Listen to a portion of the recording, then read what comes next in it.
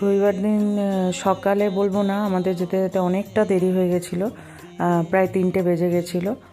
আর বোনদের বাড়িতে মানে পুজোর পরের দিন নরনারায়ণ সেবা করানো হয়, তো সকাল থেকে সারা রাত ধরে রান্না হয়। তোমাদেরকে দেখিয়েছি, সবজি টবজি কাটা হচ্ছিলো সন্ধেবেলায়। আর সকাল থেকে প্রচুর ভিড় শুরু হয়ে যায়, প্রায় 10টা থেকে লাইন পড়ে যায়। দেখো 3টের সময়তেও এত ভিড়, 4টে পর্যন্ত পুরো লোক এসে গেছে, মানে খাওয়ানো চলছিল।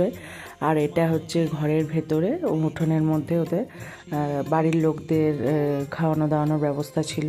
আর বাকি পাড়া প্রতিবেশী আরও যারা যারা এসেছে সব বাইরে ওদের মানে রাস্তাতে প্যান্ডেল করে খাওয়ানো হচ্ছিল। আর আমাদের লাড্ডুকে তো দেখলে গুনু করছে, আমার মা কাকিমা এসেছিল, আর এদিকে রান্না বান্না সব হচ্ছিল, আর এদিক থেকে নিয়ে গিয়ে সব বাইরে পরিবেশন করা হচ্ছিল। আর সবাই মিলে বসে আড্ডা দিচ্ছিল। তখন প্রায় বাজে 4টে। আমরা খাইনি তখনও, আমরা বোনদের সঙ্গেই খেলাম। না, বোনরা পরে বসেছিল, আমরা তার আগেই বসে গেছিলাম খেতে। 4টে বাজছিল তখন, তাও দেখো অনেক ভিড়, আর ওদিকে আরও লাইন আছে। আর খাবারে ছিল খিচুড়ি, বেগুনি, আর পাঁচমিশালি সবজি, চাটনি। তো সুন্দর করে খাওয়া দাওয়া করে আমরা আবার সন্ধ্যাবেলার মধ্যে বাড়ি ফিরে এসেছিলাম।